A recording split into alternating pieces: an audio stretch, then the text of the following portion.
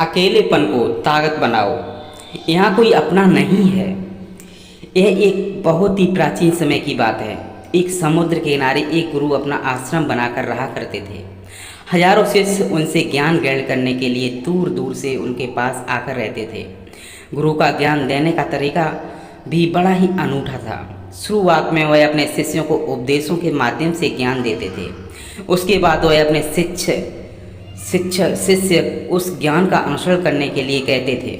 उस ज्ञान को अपने व्यवहारिक जीवन में उतारने को कहते थे। एक बार उस आश्रम में एक सम्राट अपने बेटे को लेकर पहुंचा। उस सम्राट ने उस गुरु से प्रार्थना की कि आप मेरे बेटे को अपने आश्रम में रहने दें और अपने तरीके से उसे ज्ञान दें। उसे इस आश्रम में बिल्कुल भी ऐसा नहीं लगना चाहिए कि वह किसी सम्राट का बेटा है। उसे बिल्कुल साधारण शिष्यों की तरह ही ज्ञान देने की कृपा करें। गुरु ने मुस्कुराते हुए कहा कि सम्राट, ज्ञान इसी तरीके से लिया जा सकता है। अगर तुम अपने आप को दूसरों से बड़ा समझोगे तो तुम ज्ञान ग्रहण नहीं कर पाओगे। अगर तुम्हें ज्ञान ग्रहण करना है तो तुम्हें दूसरों की तरह अपने आप को साधारण समझना होगा। यही ज्ञान ग्रहण करने की सबसे पहली सीढ़ी होती है। तुम निश्चिंत रहो, आज से तुम्हारे बेटे की जिम्मेदारी मेरे कंधों पर रही। यह कहकर गुरु सम्राट के बेटे को अपने साथ लेकर समुद्र के किनारे टहलने के लिए निकल गए। आश्रम के बाकी सभी बच्चे उस सम्राट को देख रहे थे। सम्राट अपने बेटे को अपने रथ पर बैठा कर लाया था, जिससे सभी बच्चे समझ गए थे कि यह लड़का सम्राट का बेटा है।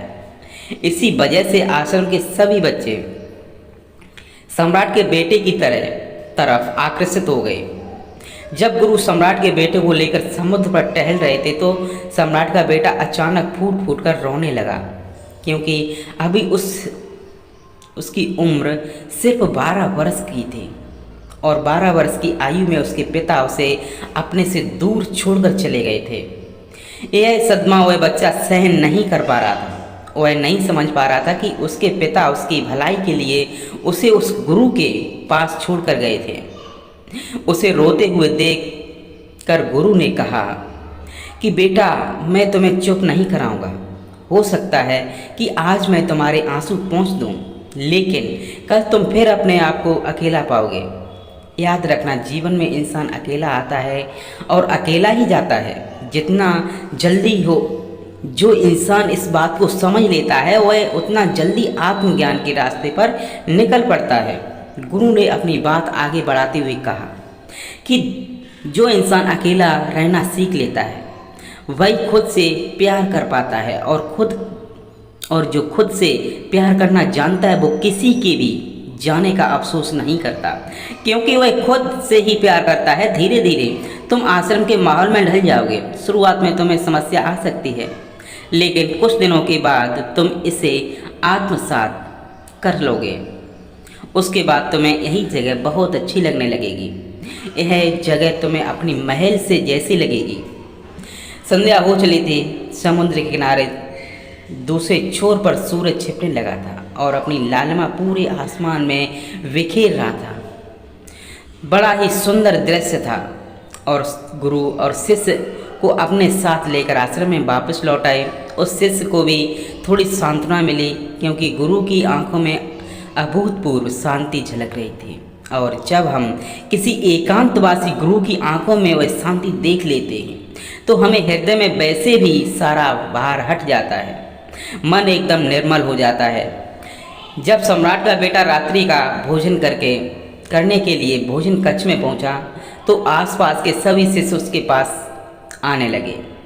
उन सभी को पता था कि सम्राट का बेटा है और अगर हम इससे दोस्ती कर लेते हैं तो उससे हमारा बहुत फायदा होने वाला है। यही सोचकर आश्रम के ज़्यादातर बच्चों ने उसे घेर लिया था।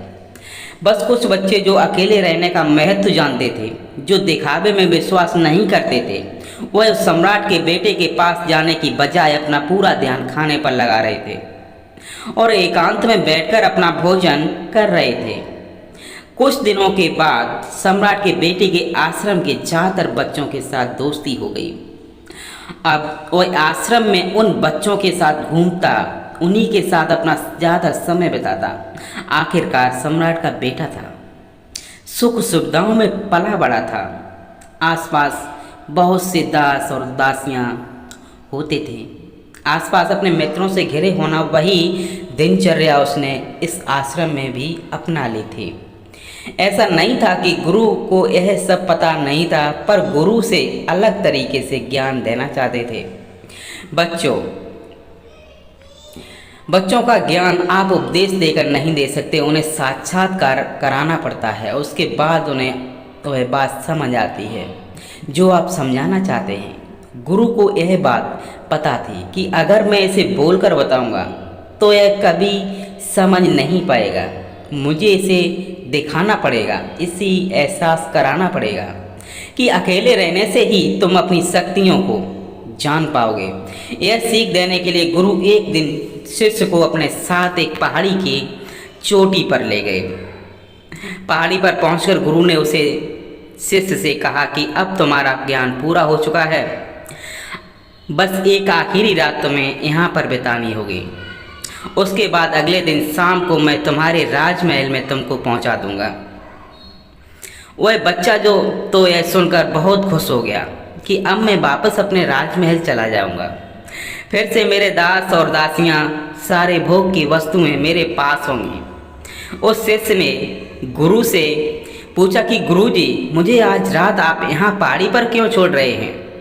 आखिर मुझे कौन सा आखिरी ज्ञान यहाँ से मिलेगा? गुरु ने मुस्कुराते हुए कहा कि यहाँ पर चट्टान के पीछे तुम्हें छिप कर बैठना होगा। यहाँ पर रोज रात को एक बाज आता है। तुम्हें उस बाज को बड़ी गौर से देखना है।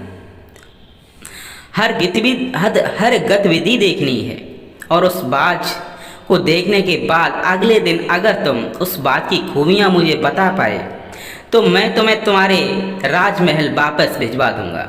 और हाँ, सुबह आने से पहले एक बात पर और ध्यान देना, एक चरवाहा यहाँ पर अपनी भेड़ों को लेकर चराने के लिए आता है। तुम्हें उन भेड़ों की गतिविधियाँ भी देखनी है। याद रखना, बाज की गतिविधि रात को और भेड़ों की गतिविधि सुबह। अगर तुम दोनों की गतिविधि ध्यान से देखकर मुझे बता पाए तो तुम इस आश्रम से हमेशा के लिए आज़ाद हो जाओगे। तुम्हारा ज्ञान पूरा हो जाएगा।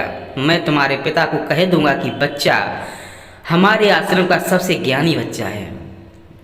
यह कहकर गुरु अपने आश्रम में वापस लौट आए और वह बच्चा वहीं पर उस चट्टान के पीछे खड़ा हुआ उस बाज का इंतजार करने लगा। काफ़ी वक्त बीत जाने के बाद वहाँ पर एक बाज अपने बच्चों के साथ पहुँचा। सम्राट के बेटे ने पूरी रात उस बाज की गतिविधि बड़े ही ध्यानपूर्वक देखी और सुबह होने के बाद जब चरवाहा वहाँ पर अपनी भेड़ों को लेकर पहुँचा तो उसने एक अभूतपूर्व से देखा। उसने देखा कि वह आज भेड़ के एक मेमने को अपने पंजे में दबाकर आसमान में उड़ गया। उसने उस भेड़ के बच्चे का शिकार कर लिया था। यह सारा दृश्य देखकर वह बच्चा आश्रम में वापस अपने गुरु के पास पहुंचा। इससे पहले कि गुरु से पूछते, अपने गुरु को प्रणाम करते हुए कहा कि गुरुदेव, आप आश्रम के सभी बच्चों को यहाँ बुला लीजिए। मैं उस सबको कुछ बताना चाहता हूँ कि मैंने क्या देखा। जब आश्रम के सभी बच्चे वहाँ पर पहुँच गए तो उसे सम्राट के बेटे ने कहना शुरू किया कि मैंने अपने जीवन में ऐसे बहुत से पाले पक्षी देखे, लेकिन उस बात जैसा आज तक पक्षी नहीं देखा। दोस्तों, मैं आपसे फिर एक बार प्रार्थना करना चाहूँगा कि अगर आप चैनल पर पहली बार विजिट कर रहे हैं तो चैनल को सब्सक्राइब कर लें, बेल आइकन पर प्रेस कर दें जिससे आने वाली वीडियो की नोटिफिकेशन सबसे पहले आप तक पहुंचे। तो दोस्तों, शुरू करते हैं आगे कहानी।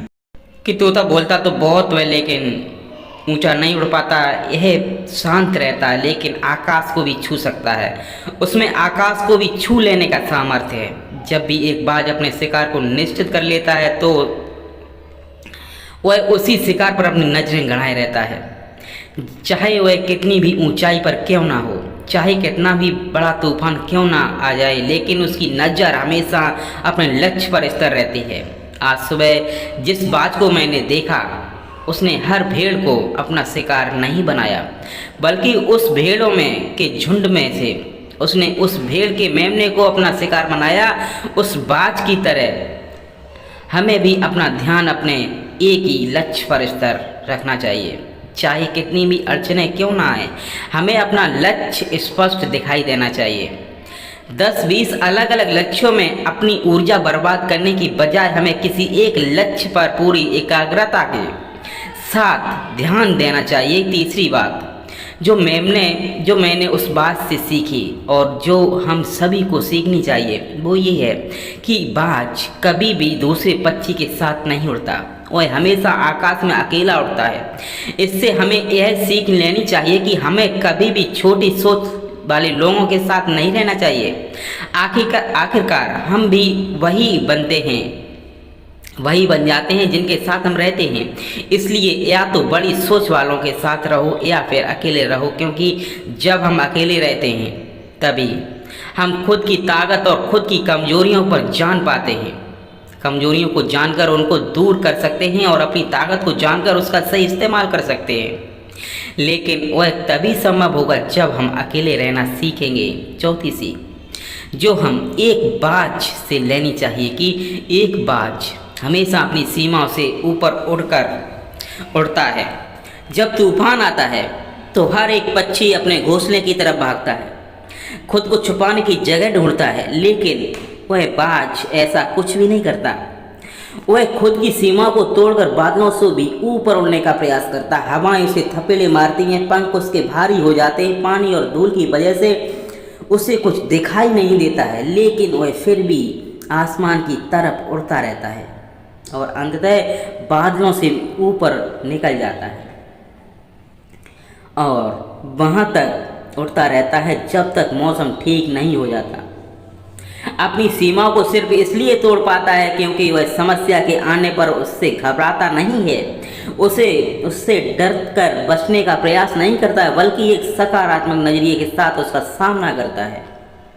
जीवन में चाहे कितनी भी अड़चनें क्यों ना हो, हमें उन अड़चनों से लड़ना चाहिए, ना कि उनसे डर कर कहीं छुप कर बैठना चाहिए। बहादुर हो तो वह लोग होते हैं जो तूफानों से टकरा जाते हैं, कायर तो अपने घर पर अपने घोंसले में अपनी जगह ढूंढकर बैठ जाते हैं। पांचवी बात जो हम एक बाज से सीखनी चाहिए कि बाज कभी भी अपने घोंसले में घास के कोमल तिनके नहीं रखता। जो तिनके कोमल हो जाते हैं वह उन्हें निकाल कर फेंकता रहता है। उसी तरह चाहे कितनी भी आरामदायक जिंदगी आपको मिली हो, लेकिन उस आराम से ऊपर उठकर अपने आलस को तोड़कर जीवन में मेहनत करते रहना चाहिए। जीवन में पसीना बहाना चाहिए, शारीरिक मेहनत करनी चाहिए। अपने घोंसले से कोमल तिनके उठाकर फेंक दो और आज ही अपने लालच से अपने आलस को तोड़कर निकल पड़ो। हर दिन अपने आप को चुनौती दो। यहाँ तो हर दिन मुश्किलों से लड़ो, क्योंकि वही मुश्किलें तुम्हें मजबूत बनाएंगी। जंगल की राजा शेर को भी झुंड बनाकर शिकार करते हुए देखा जा सकता है, लेकिन बाज हमेशा अकेला शिकार करता है, क्योंकि वह जानता है कि भीड़ हौसला तो देती है मगर सांस छीन लेती है। आदमी को हमेशा अकेले ही आगे बढ़ना होता है। यही कारण होता है कि वह जल, थल और नभ सभी जगहों पर अपने शिकार का परचम लहरा सकता है। एक बाज की उम्र लगभग 70 साल की होती है, लेकिन 40 साल में उसका शरीर बूढ़ा हो जाता है। नाखून उसके पैरों में धंसने लगते हैं, पंख उसके शरीर में चिपक जाते हैं, उसकी चोंच मुड़ जाती है, उसका शरीर भारी हो जाता है। ऐसी स्थिति में शिकार करना तो क्या, उड़ने की हालत भी नहीं रहती उसकी। ऐसे में उसके पास सिर्फ 2 विकल्प होते हैं। पहला, या तो खुद की इस अवस्था को स्वीकार कर ले, या भूखा प्यासा मर जाए, या किसी दूसरे जानवर का शिकार बन जाए। और दूसरा विकल्प यह होता है कि वह 6 महीने एक बहुत ही दर्दनाक प्रक्रिया से गुजरे और खुद को फिर से पहले जैसा मजबूत बना ले।